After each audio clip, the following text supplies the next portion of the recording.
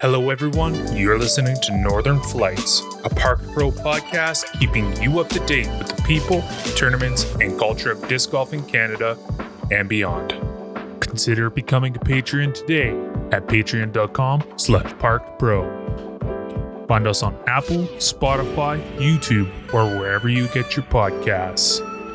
Today's episode is brought to you by DiscGolfPark. And now your hosts, Andre, Jesse, and Matt.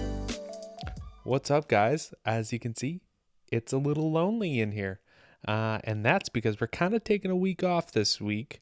We do have an interview for everyone, and I just thought I'd run through some quick news that is happening in the disc golf world, Canadian and beyond. So I think without further ado, I'll just kind of get to it because there's a lot to talk about here.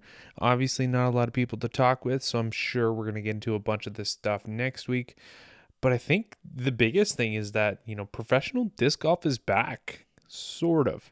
This week, of course, is the All-Star Weekend down in Florida, playing on the same course that they will be playing the Chess.com Open, which will happen, I believe, the following week. So we're a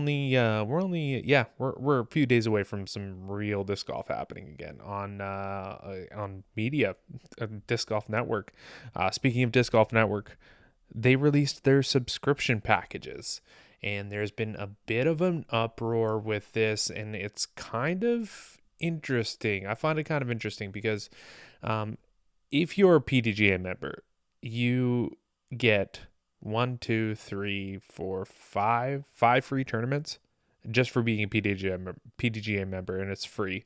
If you're not a PGA member, it's $5.99, I believe, and I don't know. That just seems pretty easy to me. Pretty good, I think. That alone, you think about $5.99 for the month or per month for the year. That kind of your membership is almost paid off at that point. And then, of course, if you go to the Disc Golf Network Standard, you get full coverage of all Disc Golf Pro Tour events and PGA Pro majors, excluding the European Open and USDGC. I'm assuming that has to do with some sort of filming rights that Disc Golf Network has had to pay for and will therefore have to make up just a little bit of extra cash to help pay for the filming rights on those. That's just kind of a hunch that I have. I don't know if that's been confirmed anywhere. Let me know in the comments if it has. And then of course they have the Disc Golf Network Pro, which for Canadians, depending on where you live, maybe not. I think it's still a really good deal. You get full coverage of all Disc Golf Pro Tour events and PDGA Pro majors. You get all bonus content, feature whole broadcasts, alternate commentary, etc., etc., etc.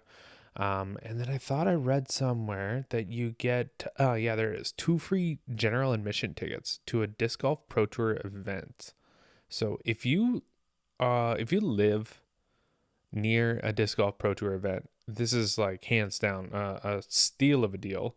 I don't know how long you have to be a member for, because if you just sign up for like 1 month, you're paying $13 for a month and you get 2 free tickets. That doesn't make sense. So I don't know. Maybe there's some stipulations that go on with that one. You have to be, we have to pay for the yearly membership or something. I don't know. There's some clarity to be had on that front. But the biggest thing is that they, it seems from the graphic that they released that they're gonna put Jomez behind a paywall. Because when you look at the DGN basic package, it has a big X cross through for post-pro coverage. And then DGN standard is all Jomez coverage ad free. My understanding is that, this is just going off of other podcasts I listen to.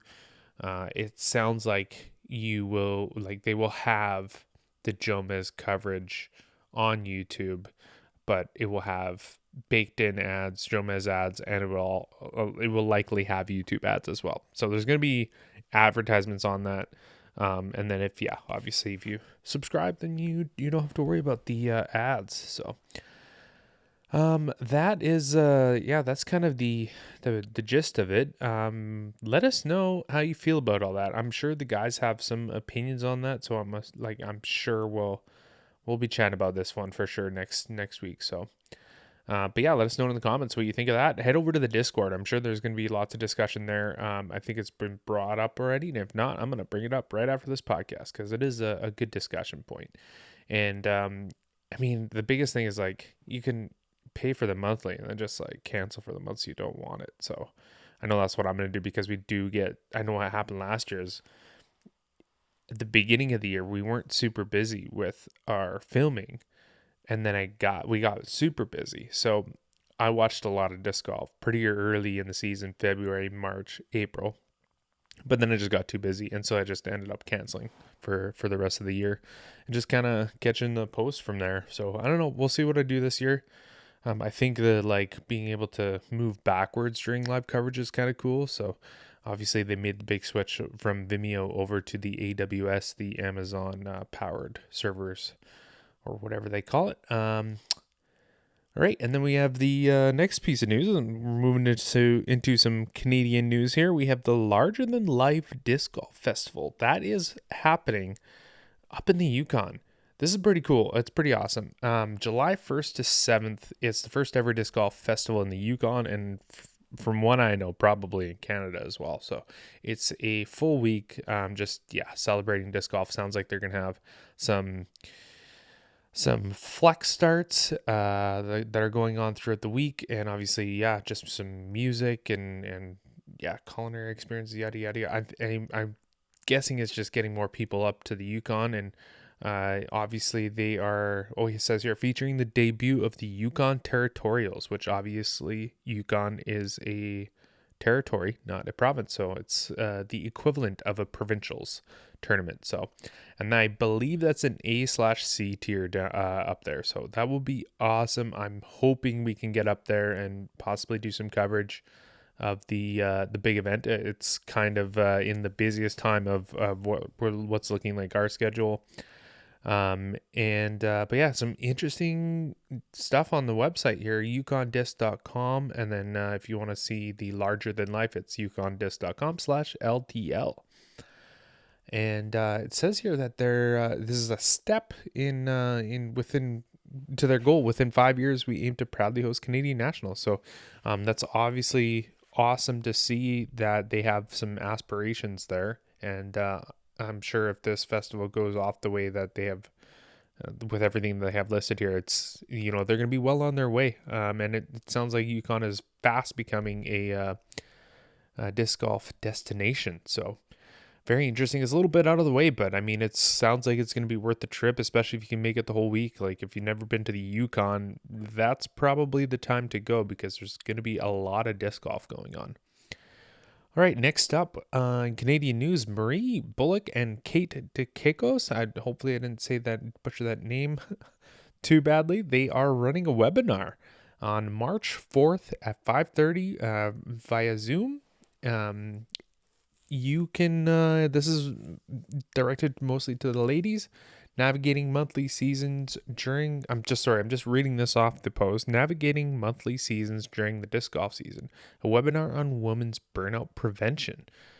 Do you compete at the professional or amateur level? Do you run tournaments? Do you install courses? Do you run ladies league? Basically, if you are involved in the sport, this sounds like it's a great way to talk to other ladies about how to, prevent burnout. And I know that burnout happens a lot in disc golf, especially if you're in the organizing side of things. But if you want to get more information on this, check out the Disc Golf OT on Instagram, and she's got a bunch of information on there, and she's worth a follow for sure. She's she's worked a lot on the mental side of things, and I know Marie does a lot of work with Uplay as well, so definitely worth checking that out. It's looks like it's going to be a good event and one that is greatly needed in the disc golf world, I believe. All right, that's just about it for Canadian news. We're gonna get to our interview here in just a minute, but stick around after the interview. I'm gonna talk some Canadian 8 tiers, just what's on disc golf scene as far as registration. Going back to our conversation from last podcast where Max had a little bit of a gripe with the BC Open registration process, but that's what it is. Some people just kind of miss that stuff. So we're gonna do our best to make sure that you are informed on when these registrations open. So I'm gonna get to that after this interview. And as for the interview, we had an amazing guest come on. We had Andy from Queer Disc Golf. They've built this program, this event organization up from ground level, and they're doing a fantastic job. It's awesome. It's so widespread. It's there's so many events that are involved throughout Canada now, and even down in the States. So I think from here out, we'll just let Andy talk about Queer Disc Golf. But before we get to that, let's thank our sponsor, as always, Disc Golf Park. It's a unique disc golf course concept developed in Finland in 2005. It is based on the idea of building sports facilities in an environmentally friendly way. Disc Golf Park provides great experiences for players of all skill levels from beginners to professionals. Our main ideology is to introduce disc golf to new audiences. There are several options to suit any kind of course, and all official disc golf parks include professional and safe course design, Disc Golf Park Pro targets, tee pads and tee signs, and an info board to welcome players to your course. The Disc Golf Park World concept consists of multiple courses designed for different types of players. Multi-golf is a new fun activity for the whole family, and in multi-golf, 3 forms of golf are played: foot golf, disc golf, park style pitch and putt. School Disc Golf Park offers students a new and exciting form of exercise for the physical education classes. A course suitable for schools can be designed even in a small area, for instance, a schoolyard. Furthermore, the costs of School Disc Golf Park are lower than those of regular disc golf parks. We also offer private and group lessons or clinics. For more information, check out the website at discgolfpark.com and request a quote today. And I will say, reach out to Maddie Reardon. He's one of the better course designers that I know, and he can get you a good deal on those disc golf park baskets and design your course for you. He's got a lot of knowledge in that area, so definitely worth checking out. Without further ado, here's Andy and Matt and myself. All right, we're recording. You can start anytime.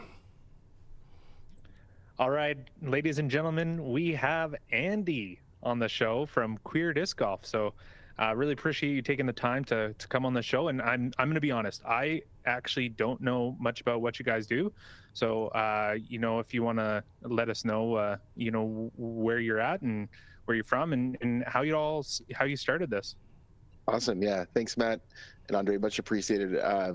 We started, we're relatively new. So in our I would say we're still sort of in our infancy in terms of growth. And so I live in Toronto area, started playing disc golf in very late, 2022, and just found it. I was playing golf and couldn't afford golf rounds. And I had a friend that played disc golf and told me about this thing with frisbees in the woods, and then kind of thought he was a little out of his mind. But over time, I looked into it, and then I kind of just bought a starter set and never really looked back, right? It was just kind of that sort of experience. It was just I took it, and it's I'm awful at this sport, but I could get better because it doesn't cost me anything. And there's a course right down the street, and it's I gotta just keep playing, right? It was that, it was the only kind of obstacle was myself, right? It was how often can I get out there? And so I started it, and the first year I kind of mostly just played with friends. I had a really close sort of group of friends that we kind of started all playing together at the same time. And I didn't really expand much out of that sort of little bubble. So my first year was, mostly the same 3 or 4 people, mostly playing sort of 9-hole pitch and putts, the occasional play Centennial once or the Island once. But outside of that, year was really just sort of pitch and putts. And so it was funny because we never really, when I started Queer Disc Golf, what had happened was initially I had started with this idea. I was working I'm a social worker, so I was working part-time, my part-time job, which was in addictions. And so I was working in residential treatment program. And so around the spring of 2023, I started to think about, we're based in Toronto, we're somewhat close to Marilyn Bell, the house that we lived at, or the residents lived at, and I worked at. And it was difficult to find things to do that were sort of like low cost, right? So there wasn't a lot of activities to do, and people would walk a lot, but there wasn't really, rec had kind of fallen by the wayside. And I think part of it is like funding, and part of it's time constraints. And I think with rec programs, you really need somebody to kind of champion it, or it doesn't really, it's hard to kind of keep it up. And so my initial thought was like, I'm going to do this program, and I'm going to bring disc golf to my part-time job. My full-time job is also in social work, and I work at Church and Wellesley in Toronto's Village. So I've been working there for 8 years. And so I had done a lot of sort of outdoor activities, and I'd done, I used to do this trip every year. It was like a 5-day camp trip where we would go up with youth from the city and experience pretty significant mental health pieces. And we would do like rapids and class 3 rapids and canoes, and like camp. And so I would go on this trip every single year. So I've been pretty accustomed, or sort of aware of some of the mental health benefits of these sorts of activities, largely because kind of what I was already doing through work.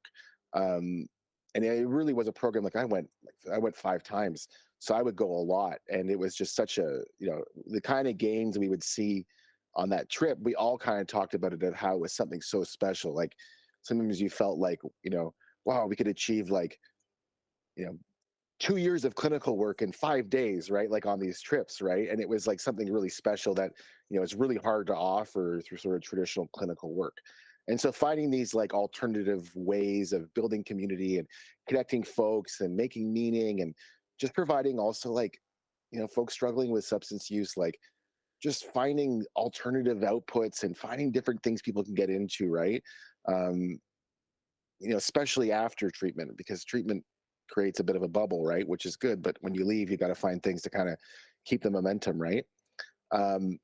And so I initially did that, and it wasn't that it wasn't successful, but I worked there part time, and I knew I was onto something, but it felt like there's these constraints, and I work here, and they're clients that technically there's like, it just doesn't, it feels too red tape, right? Like I'm now, like I'm out, but I'm playing, but I'm also responsible for, my job. And if something happens, I got incident reports, and like, I was like, I kind of want an experience of something that's like not really work based.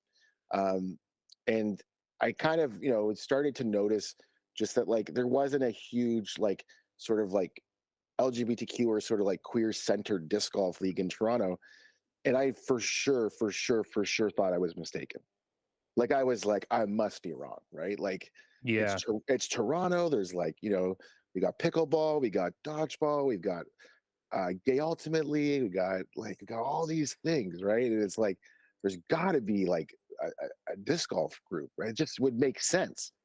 Toronto's got a decent amount of courses in the city, especially 9 holes that are really like, conveniently located. And so it was like kind of jarring to not find it. And so I had this idea, okay, I'll reach out to other queer folks. Like I'm non-binary, use they them pronouns. And so I thought I'm going to go reach out to other folks, like other queer and trans folks, just to see if like people are interested in doing this. And so initially what it started with was, it just started with me, like I went to Timmel Silver and I was spotting because I had met Kevin the year prior. And I was spotting, and I just didn't plan it. But as I'm sitting there, I'm seeing cards of 6 people walk by every single time. And so I ended up just kind of pitching every single person on the course. Right. And it wasn't really planned. It was just like, Just kind of happened. I saw the opportunity, right? Or, maybe I tried it once and I got good feedback on it. So I was like, oh, I'll try that again, right? Like it was kind of that, like, obviously if I told someone once and I got like a really off reaction, I probably wouldn't have kept doing it all day, right? And so it was kind of that day, like I had this idea, and so my idea at this point was just like, I'm gonna, sort of create something local. I connected with the other queer leagues sort of across Toronto.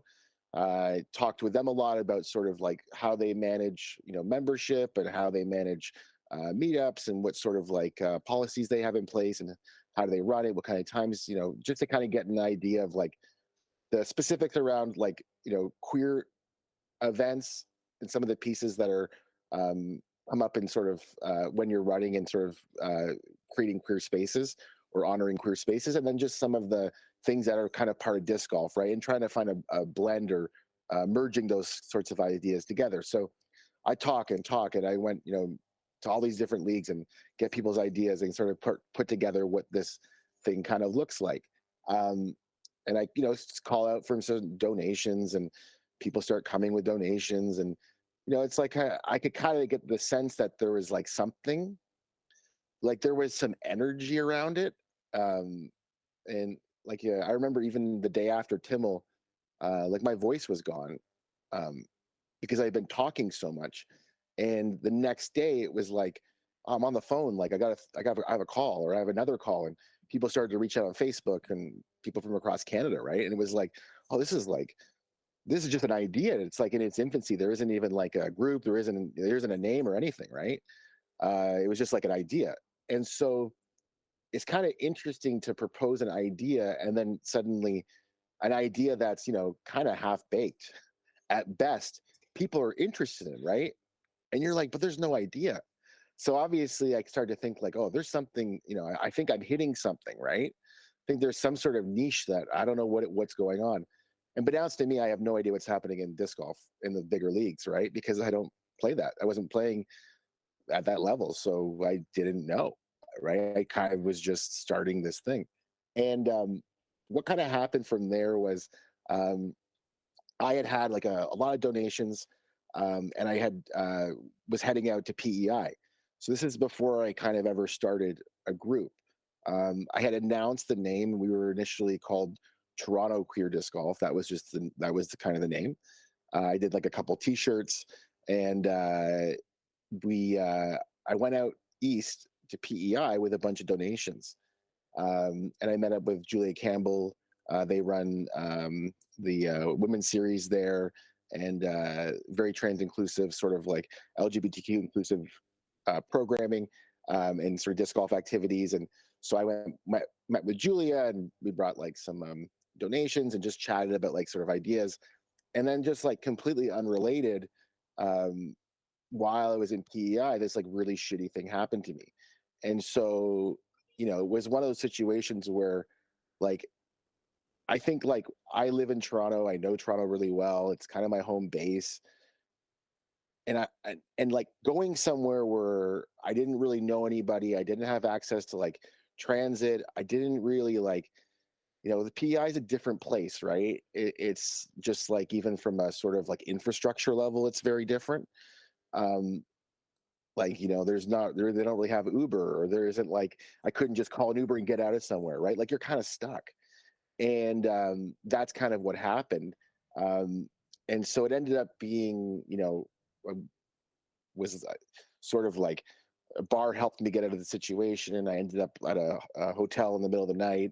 And then I went and kind of got my stuff. The hotel staff drove me the next morning to get my stuff. I told them the story about what had happened, and they like took me down, got all my stuff, and I was gonna go home, and then I stayed.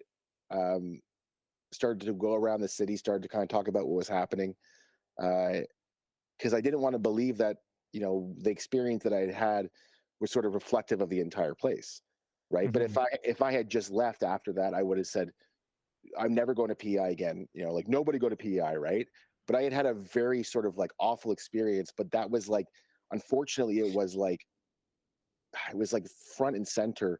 Like I had met with Julia, we had such a good time, and then this thing happened, with people that weren't in disc golf, nothing to do with disc golf, and it had really sort of shook my like, core, right? And in that experience, like I stayed for a couple more days, and I talked about what had happened, and I said like, think of the initial idea was like, I'm gonna run like a disc golf garage sale, like a market, Like, I'm going to come back, I'm going to do a queer market with like a disc golf booth, or this was my first idea, right?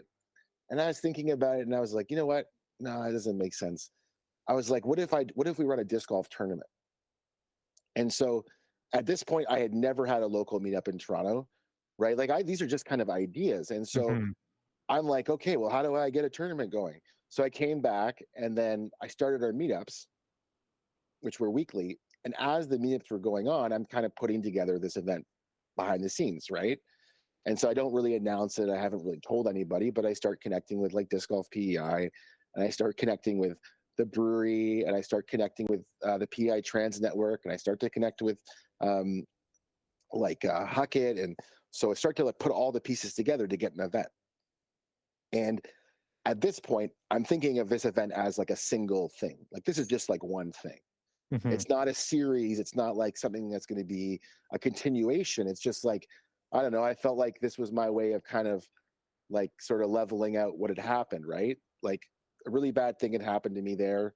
A lot of people there had shown a lot of love for me that didn't know me, but just had heard what had happened. And so I went back, and I was like, I'm going to go back and do this thing. And then I started to get like, Instagram was starting to grow a little bit. We're starting to get like, maybe 300 followers, and start to see some players like from around Canada. And that was kind of how I connected with Gabby, Gabby Lee. And I was like, would you want to do Victoria? And Gabby was like, yeah, let's do Victoria. I'm like, I'm doing this thing, and I think this event's gonna work. Like, I think it's gonna happen. Like, we should replicate it. And like, Gabby was like, I'm in. Like, let's do it, right? So Gabby and I kind of used to have these meetings where we'd be like, we hadn't had an event. We were still called Toronto Queer Disc Golf. We hadn't gotten off for profit, and we were just like Gabby and I meeting for like 2 hours. Like, okay, what are we gonna do? What are we gonna do? Like, we were really kind of at like early, like just like you have an idea and you're just kind of fleshing out like what is it, right? And what had happened was around that time, like we had connected to Neptune out of Virginia, and we had connected with Natalie Ryan, and we started to make some connections with sort of touring pros, queer and trans touring pros, and allies sort of the queer and trans community amongst the touring professionals, some of the companies a little bit. Like, it just started to roll a bit. And I think like what our kind of big pop was that during the sort of what happened with the cancellation of some of the women's divisions, that initial statement around the DGPT announcement, we were ready to announce our first 2 events. They were done. And it was just timing. Like, it wasn't like we had planned for this. It wasn't that these were ever the intention. We just announced it. And that day was like kind of the day in my head where it was like a pop, right? Like, everything popped. Shortly before, I had changed the name from Toronto Queer Disc Golf just to Queer Disc Golf, because I was calling to places in PEI being like, hi, this is like Andi from Toronto Queer Disc Golf. And they're like, why are you calling? Right? Like, why is you're from Toronto? Like, why are you calling? And I was like, we got to change the name. It can't be Toronto Queer Disc Golf. It has to be just Queer Disc Golf, right? Like, we gotta, I don't know why it's like this, but we can't keep Toronto anymore. And then when we made our announcement about sort of in response to the DGPT decisions, we had events that were kind of ready to go.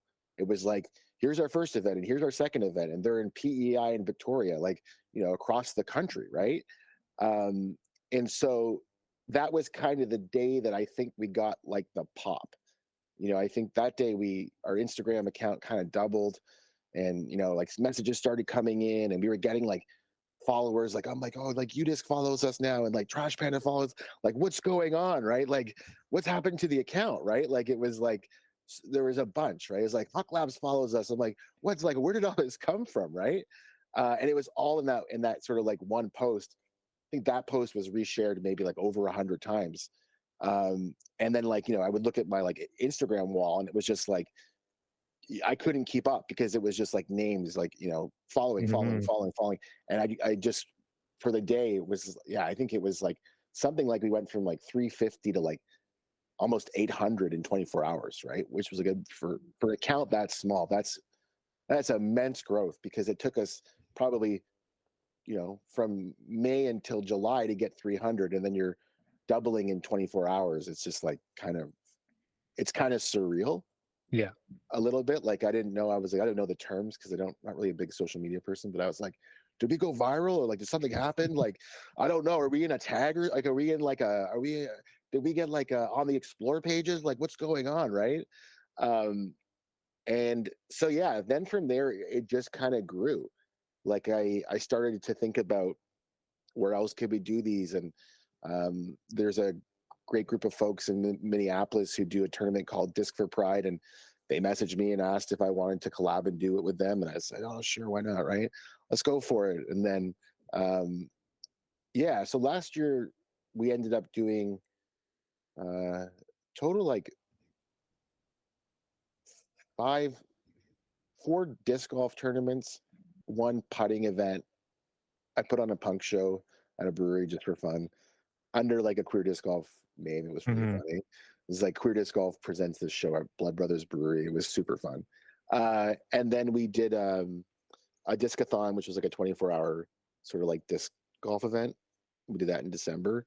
Um, and so those events collectively raised like just over $22,000. Um, and, we were able to donate out, well over 90% out. So well over 90% of that went back out right into charities and sort of local clubs that have helped with initiatives. And so, yeah, that was kind of the start of it. I was partnering events. I was working with clubs and always sort of partnering with a local non-for-profit. So that was like a big part of it. Was like, I really want to make these events localized, um, especially somebody who hadn't had traction and hadn't, like, people didn't really know who I was. Initially the first couple events, you're like, I'll pay for everything, just let me run it. Yeah. Right? Like, I'll go out of pocket for all of it, just trust me. Right. And that's a lot to ask, but with good people, and sort of Toronto has a pretty tight scene. And I think a lot of people gave me the thumbs up, just saying, like, we've met Andi, they're a good person. And so I kind of, people were saying, okay, we'll try it, but we still had to execute on everything. Right. And so I think there was a lot of sort of like, there's a lot of pressure, but excitement. And it was like this build up to these events. And now the events are here, and what are they going to be? And are they going to go well? Are they going to go awful? And I think overall, like, you know, I think we did as well as we, obviously there's things we can always improve, but I think, like, in terms of the idea that I had hoped for and sort of what I was hoping to achieve in the events, um, overall was like pretty happy and pretty satisfied with it. Um, and seems like people are digging it, and seems like people want to sort of host. And this year we're really expanding out from last year in terms of the volume. So yeah, that's like kind of the I guess the long Cole Notes version. Yeah. No, that's great. It's not often we get to ask a question about who someone is and they give us such an elaborate answer, and honestly that's fantastic, because I, like a lot of our listeners, I'm assuming are learning more and more about you as we go. And I think you said it might be well received. I think it is pretty well received, because as you said, your Facebook or your Instagram group, it's grown. People are starting to hear about you. So I think that growth just goes to show that you're getting the support, and you're yeah. I mean, it's all positive. One of the things I was wanted to touch on is, on your Instagram page, it says you're registered non-for-profit advocacy, growth, and fundraising for LGBTQ plus initiatives through disc golf. I think one of the I don't want to call it like a misconception, but this idea that we need to be more inclusive as a whole in disc golf. I think that's kind of, when I first saw your page, I was like, oh yeah, this is great. This is exactly what disc golf needs. But I think, as hearing you talk, it kind of goes a little bit beyond just that. I think it's not just bringing awareness and being more inclusive within the sport. It seems like you're providing an outlet for people outside of the sport as well. You're trying to bring more people and giving them something to do that is inclusive, and I think that goes a long way as well. So is that kind of like your mentality? Is it trying to, is it kind of like 1 foot in the sport and 1 foot out of the sport, or how do you approach that? So the way I've kind of done it to this point is like a lot of what we do is like part of me, a big part of me is also like motivations are similar, that we're trying to grow the game, right? Hmm. And I think that, like, disc golf in particular um, has so many fantastic elements about it that, when sort of like brought and showcased in what it can be, and in sort of like in a really great light, there's a lot of interest that sort of generates around it, right? And so for me, like, what's really exciting is we're bringing in like non-for-profits, and you're like, you call non-for-profit, you're like, hey, we're not-for-profit. They're like, cool. And you're like, yeah, we're queer centered. And like, yeah, so are we. And then we're like, yeah, we're going to run a disc golf tournament. And they're like, what is that? Right? Like, this is like 90% of the calls I have, right? um and we kind of explain it, and they're like, sick, like, we're in. And so part of what I do is I always ask for the non-for-profits or charitable partners to be on site. Like, we want them to have booths, we want them to have services available, we want them to be able to showcase like who they are, right? And so we're kind of inviting them. We're also inviting players. We're inviting, like, not just like queer and trans and LGBTQ players, but we're inviting allies. We're giving people like an opportunity to show up. And so I think, like, part of the conversation is that, like, when you think about like how to be an ally or what does that mean, I think for a lot of folks, like, it's hard sometimes to mm, maybe like come to really concrete terms about what that looks like. And so I think a big thing that I'm trying to do is create opportunities for people, opportunities for companies, right? Opportunities for where we're sort of calling people in to come help, right? Like, I think of it as like, you know, part of this game, and the game that I envision kind of has us all playing together, and that's the game that I want, right? And so we invite everybody in, we like do it all together, and I think that's what's really special, is that, like, diverse communities and sort of like the coexistence and harmonious coexistence of diverse communities is us connecting and us being together, and us, developing maybe a little bit more understanding, right? And so I think with this format, taking a local non-for-profit, and then, I don't really work on an event unless I have a local club or a board or something. And there's no point to it for me to just go somewhere and run an event and leave, right? For Hmm. me, the win and the piece is, we do something really cool, we do something really fun, but then we leave behind this connection, right? And that connection is a local club, it's a charity, right? That they know about disc golf, that they've had hopefully a good experience with disc golf. And when those services that have many youth groups may decide to run a disc golf youth group, they now have an outlet or sort of a resource to be able to reach out to, right? And so we're really building that and trying to, as much as we're fundraising for really, really important initiatives, I also see it as a pivotal aspect of growth of the game, and sort of introducing the game to one of many populations that I think, maybe haven't always had the best experiences, or maybe just haven't had the right opportunities to get into it. And so we're trying to create that environment for people. Um, and yeah, that's kind of been the way we kind of work. That's great. Can you share some of the charity partners that you've worked with to raise money for so far? Sure. So PEI Trans Network was the partner that we worked with in PEI. Our next event was Victoria, and that event we did with AVI, which has the PRISM program, which is an LGBTQ harm reduction program. We did an event with Outfront Minnesota for the Minneapolis event. That was the partner event with the Disc for Pride tournament. we did an event with PFLAG Milton. And so PFLAG is like a national organization. And that event, we really just put together sort of last minute.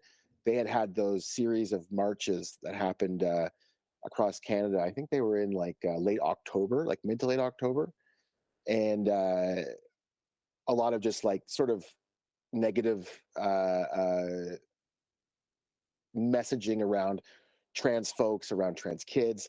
And so Milton had a big march, and I had talked with Chainlink, with Jeff and Kara, because they had just built that course in Kelso. And so I was like, called Jeff. I was like, do you think we could do a tournament there in like 3 weeks? And just like, yeah, I think so. Like, let me see. And then like I called like PFLAG, and everybody was motivated, right? Because this kind of thing had just happened with these marches. And so Third Moon Brewery was like, we want to do it. And Conservation Halton Foundation hopped on, like, we want to do it, right? So it ended up being this really like sort of big fundraiser. So yeah, there was PFLAG Milton, there was the Conservation Halton Foundation. We worked with Trans Family Kingston and did a fundraiser for them. And then we did our Discathon fundraiser for Friends of Ruby, which is like an LGBTQ housing, emergency housing, but also just like affirming medical care and counseling and drop-in, and sort of all like the things that sort of services under one roof for LGBTQ youth in Toronto, particularly folks who struggle maybe more around like experiencing like home insecurity or financial insecurity and things like that. So that's been sort of like the scope so far. And then next year those are all growing. And so that's kind of the groups you've worked with this year. And then next year, I think we'll, probably introduce somewhere between maybe 6 to 8 new organizations, and then likely repeat with the ones we've already worked with. Awesome. And do you have a website where people can go to find this information? So work in progress. Yeah. So there's a small team of us, and I had these grand plans to do our website. I've been paying for hosting for months. Own all our domains, hosting, got a Shopify. I had all this stuff, like a cart shop ready to go and all of this stuff. And then as soon as the events happened, it was just like the planning. I don't think I had really totally realized the amount of time that I had committed to. And because I had so many partners on, I really felt the pressure to have to sponsor these things out, right? And so like I was spending hours, like just like Instagram, phone calls, emails. I would use like the Paint directory. I use everything and just like anything I could find, and was able to get them all done.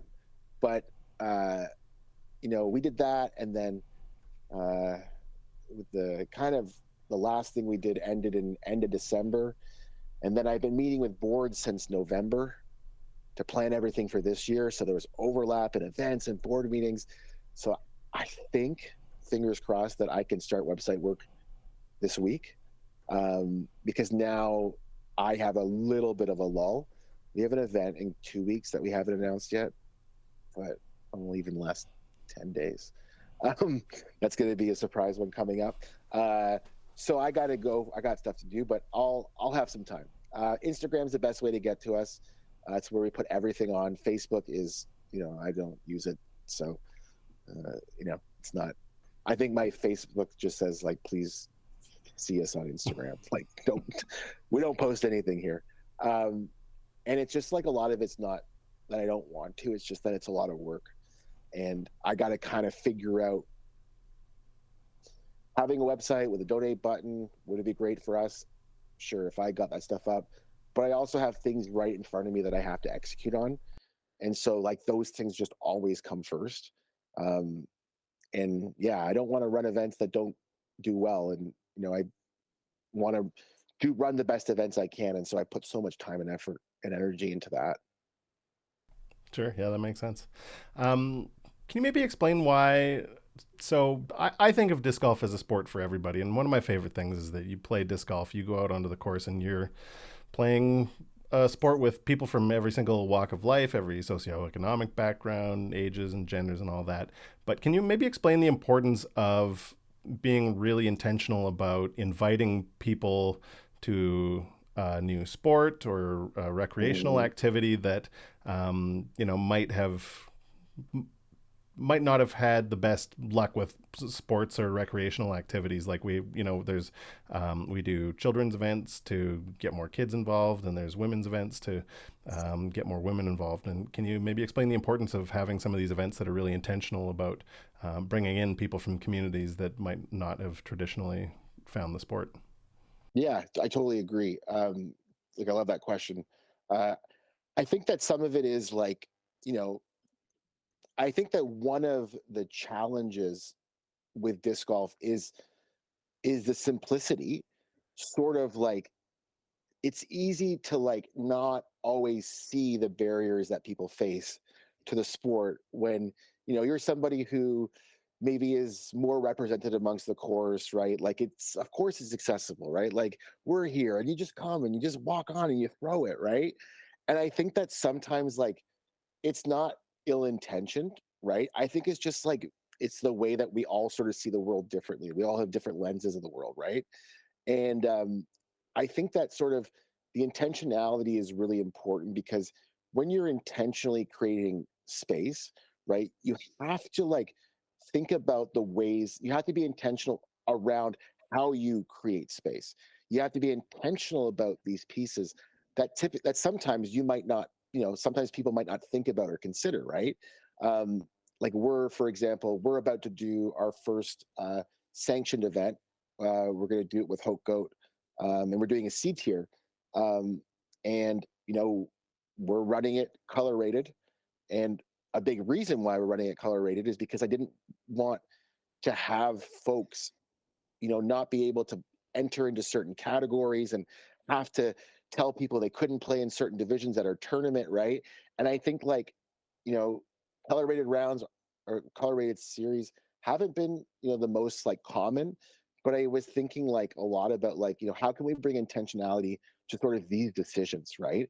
And like this sort of format works really well with what we're trying to do. And so,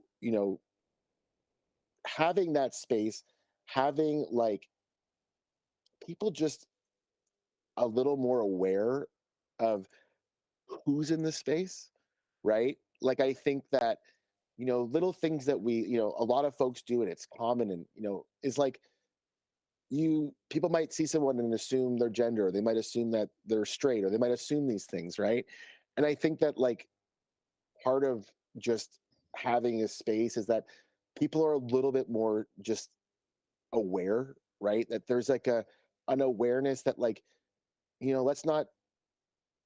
let's like be really careful and intentional about not making assumptions about people who are here, right? Like let's let's kind of in sort of get to know people. Let's ask questions, whether or not people want to answer or not, right? But just sort of giving that like openness where there isn't just like I don't know if it's necessarily assumptions or if it's just like when it's not if it's not kind of like carved or it's not really ingrained in the fabric, then it just doesn't really happen. And so I think it's like for us, it's like a big part of the way we plan and the way we plan events is like from the get-go is thinking about these sorts of things, and sort of how we can like honor the space in all aspects of what we're doing. Cool. Just to clarify, when you say color rated rounds, is that like a ratings based thing, or is it like how does that work? Yeah, it's like, if you're between this rating and this rating, Okay. then it's like you're like green, and if you're between this rating and this rating, you're pink, and this rating between this rating, you're Yeah, purple, right? And so totally. we're experimenting with that because we've never to this point everything's been unsanctioned, but we're experimenting with sort of like uh, a combined sanctioned morning with charity doubles afternoon, Very which, cool. which I think would be a lot of fun. And Daryl and I talked about that idea, like Daryl from Hope Goat, and um, just like a little different, right? Like I Hmm. also think it's interesting because, it's important for sure to grow the game, But what I've also realized, and my experience has been running these events, is like we've met a lot of, like, not like a ton, but we've met like a decent number of queer folks who play disc golf and don't go to events. And so for a lot of people, we're their first event. And Mhm. so thinking like, you know, if we run a color-rated round with queer disc golf, you know, maybe this is an opportunity for people to come and try their first tournament. Maybe this is an opportunity for certain players maybe haven't had the best experience, or maybe, you know, want to do, like, to try this tournament in a space.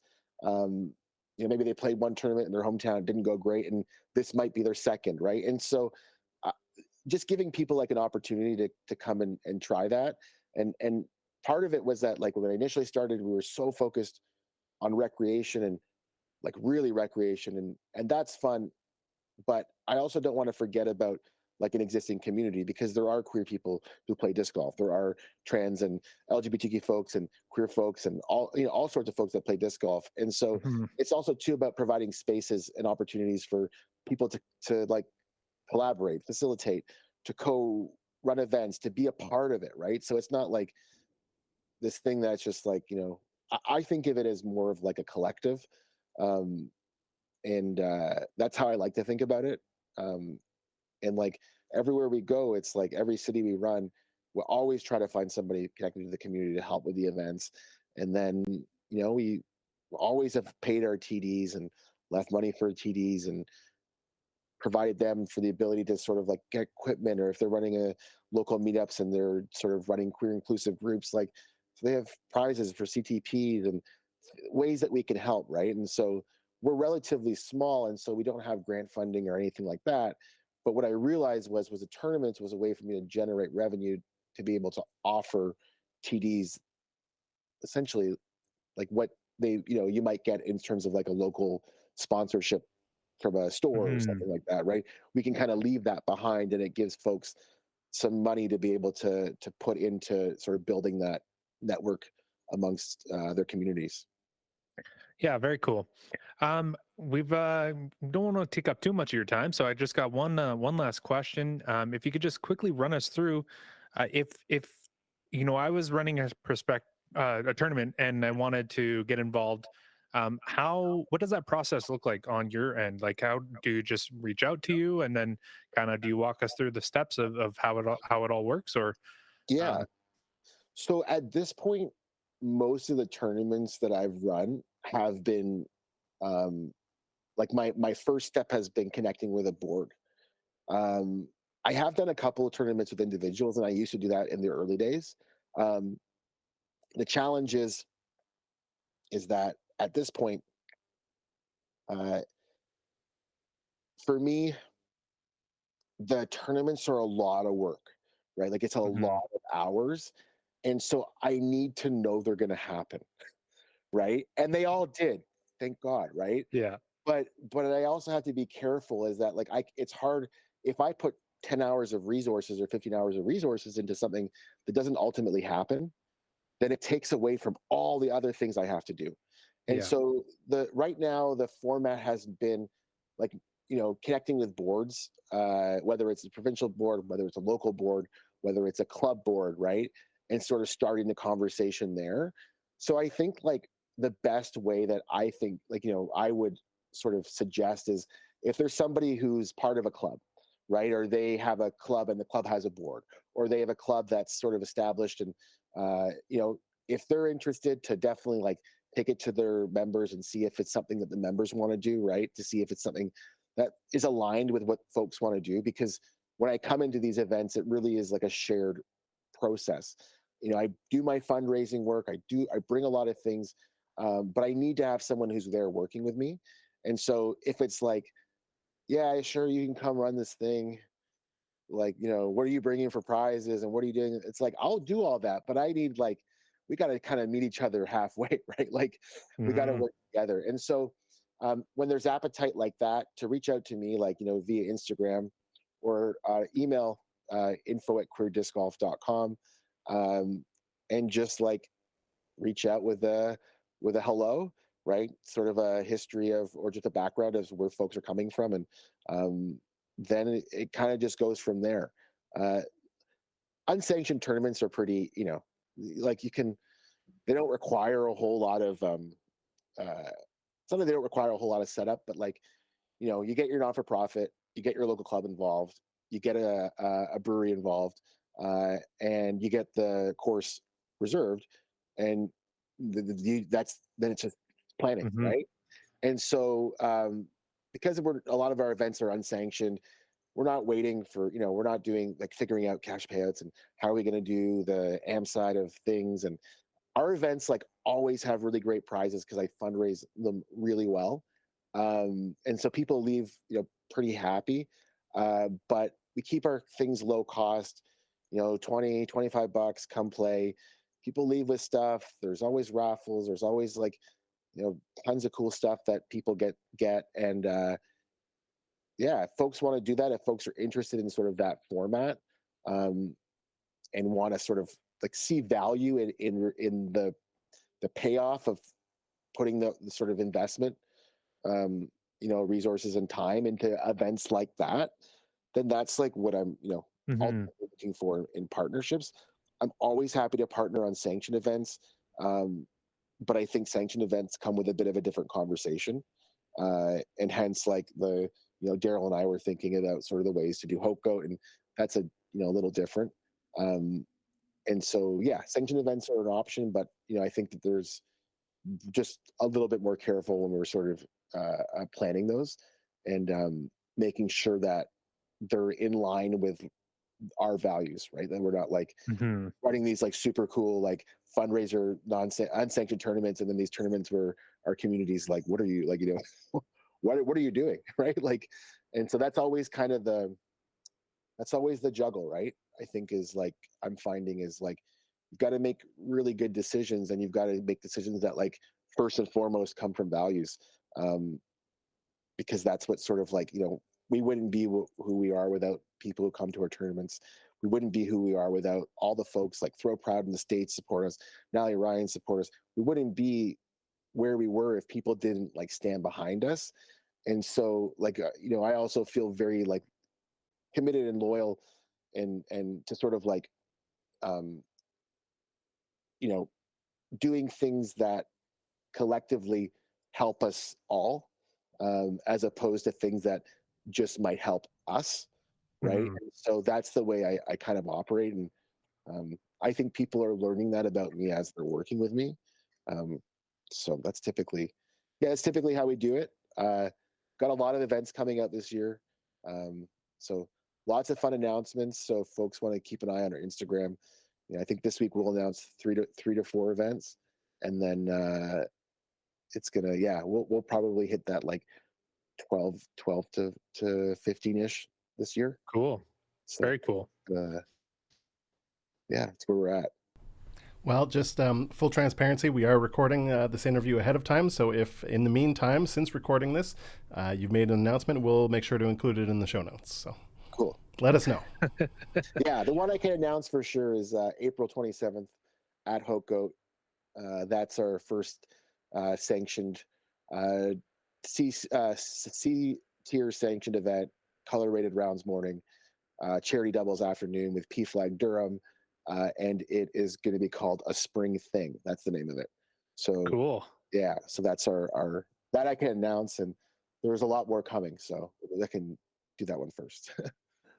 Awesome.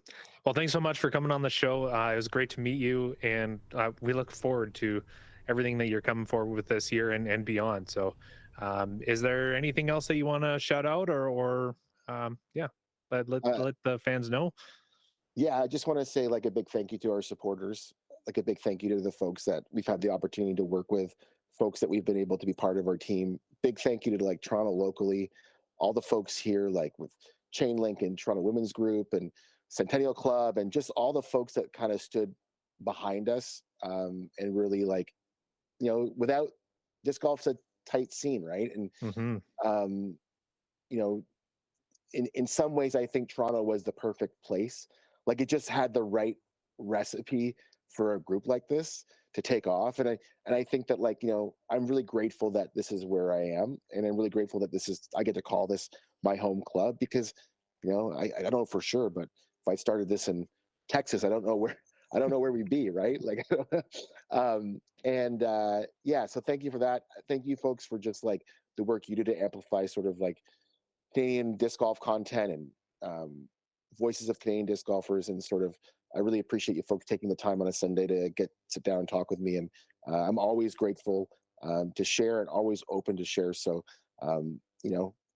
yeah, maybe I'll come on in a year and tell you what happened in the last year, and Totally. I'll tell you about the first event that didn't happen and all the things. But no, I'm kidding. But yeah, I want to say thank you so Only much. half kidding, because we will have you on again, I'm sure. Yeah. Awesome. Awesome. Yes, thank you so much. Thanks so much, Andy. Really appreciate it. Welcome back to the solo show. I'm having a blast. This is fun.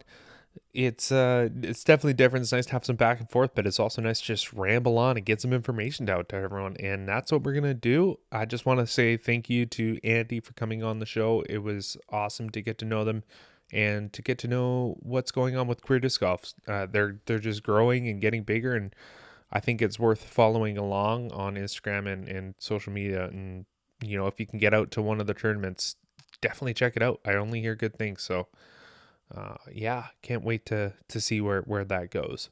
But yeah, let's get into some Canadian A tiers on disc golf scene. We're just going to run through what is on there currently. I'm sure that more will pop up as they get closer to the events. So as of right now, Foxwood Open happening in May. It's mostly full. There's a few spots left in select divisions, and I'm not exactly sure which division. So if you're interested in attending that's in Baden, Ontario, go check out their page on Disc Golf Scene and see if you can get in there. And if not, join the wait list. So if you want, and then obviously check out coverage from last year and the year before that. So next up, we have BC Open, another one that's we have from coverage from last year. So last year, this was the biggest tournament in Canada, and it's going to be big again. And it is, registration's open now, and there are still definitely a few spots left in a lot of different divisions. So I would head over and check that out. It's a great tournament, great courses, definitely worth it. And then the Tournament Capital Open is currently open to, I believe, the underserved divisions, juniors and ladies divisions, and then sponsorship. You can sponsor holes, I think, now and get your registration that way. And if you want to wait for general registration, that happens on Monday, Monday the 19th, February 19th. So put that on your list if you're interested, and don't miss out on that one. Once again, go check out the coverage from last year and the year before that. It's awesome. It's such a good tournament. Next up, we have the Diameter Open. This one is happening in September. It's open, registration's open, but also kind of closed because it looks like they only have reserve spots for touring pros, and there are a lot of touring pros going to this one. Of course, just recently announced as a Q Series event. Whether you like that or not, the fact that it's happening on the same weekend of Nationals is kind of seems like a bit of a clash in Canadian disc golf. But as it stands right now, there's a lot of players from the East, or in Ontario, I'll say, that are signed up for this one, and then obviously a lot of touring pros because it's pretty close to the route for the tour. So worth checking out, even if you're just a spectator. We are still trying to work on how we can get over there for coverage, but I'm not sure it's going to happen because, as we said, same weekend as Nationals, which is kind of the big one. It's the big one in Canada, and we're not going to miss that. It's one that you should miss out, and that's why I want to let you know exactly when to register. Canadian Nationals happening Clearwater this year. It, again, same weekend as the Diameter Open. That is happening September 13th to 15th. And the women's and juniors registration is open March 15th at 5 o'clock Pacific time. April 1st is open registration for hole sponsors. And then general registration is April 15th. I got those from Disc Golf Scene. Hopefully those are right. And, Dennis is pretty on this stuff. So I believe that, that stuff those dates are pretty locked in. If not, we'll update you as we go. And then kind of go from there. Again, don't miss out on this one. This is one of the bigger tournaments in British Columbia and even Canada last year as far as the payouts went, especially considering that it was only a B tier last year. It was by far in a way the highest B tier payout, and it beat a lot of the A tiers as well. So put it on your list. Go to Disc Golf Scene, hit that follow button on there, and don't miss out because it's gonna be awesome. It's gonna be a great time. All right, I think that's all I have for A tiers at the moment. I guess I can just get a little local here. Registration for the Rusty Rating Series is opening up really soon. We will have Rusty Ratings 1 in Cranbrook. That will be happening, I believe, April 13th, somewhere around there. It's on Disc Golf Scene. Go check it out. If you are a local and you want to get into that, it's a low cost. These are low cost tournaments that just get your ratings started. Just wanted to provide more tournaments for players in the area, the local area here in the Columbia Valley and East Kootenay. So worth signing up for if you can make it to them. So registration for the Cranbrook tournament is open on Sunday, February 18th. And that'll be the same day for the Golden event, which will be the fourth event, the final event, which will be a 2-day C-tier event up in Golden, happening at the Golden disc golf course, and then up the Creek course, which is just south of Golden, but super close. And oh man, awesome spots. So really beginner friendly course, and then a challenging course as well. So, you get a good mix there. As far as the rest of the Rusty Rating series go, Rusty Ratings number 2 it's currently listed as Raven's Nest. We're going to have a meeting this coming week this coming weekend within the Columbia Valley Disc Golf Association, just to chat about moving it possibly to Radium, because that is a course that we really want to put some effort into getting up and running. And I think, with the amount of work that we can get done as a group, the month leading up to it, I think we can get it into a playable tournament playable conditions. So, and it's kind of one of those things. It's like if we gotta either work on Raven's Nest or we gotta work on Radium. So it'd be nice to get Radium, a little bit further ahead. So stay tuned. We're still not decided on if we're doing Raven's Nest or Radium. But we will know by this time next week. And then the other tournament that's happening as part of the Rescue Rating Series is, of course, Rocket Bear. That is the tournament that Casey Hannemeyer puts on, which is at Wycliffe and also the golf course that he puts on. And it is a B tier this year. And so it's happening April 27th to 28th. He doesn't have any registration dates up yet, but I'm sure that's coming up soon. So follow that one if you're interested in that one as well. So that's one's back down in Cranbrook. So all right, I think that's it for local tournaments. I mean, if you're interested in getting into the tournament scene, if you haven't played tournaments, if you've played 100 tournaments, head over to Disc Golf Scene and just kind of browse what tournaments are in your local area. You can sort by province and just make sure you follow the tournaments that you're interested in and reach out to your local community, find out which tournaments other people are going to and they enjoy, because there's a lot of great tournaments going on, and they're a blast. It's a totally different atmosphere. I highly recommend attending a tournament if you haven't already. Just one more reason to get a PDGA membership, because it's awesome to play in these tournaments and these competitive tournaments, because it's totally different than playing your you're just going out and playing around by yourself and scoring it on UDisc. There's a lot of different emotions that go on. So highly recommend it. Check it out. Go to Disc Golf Scene. I recommend going there once a week.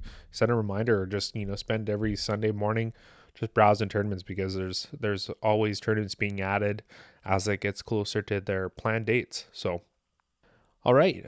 Just want to say thanks to DiscGolfPark once again for sponsoring this and all of our other shows, and of course our patrons. Thank you for becoming a patron.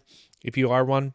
If you're not one and you want to become one, head over to patreon.com/parkbro.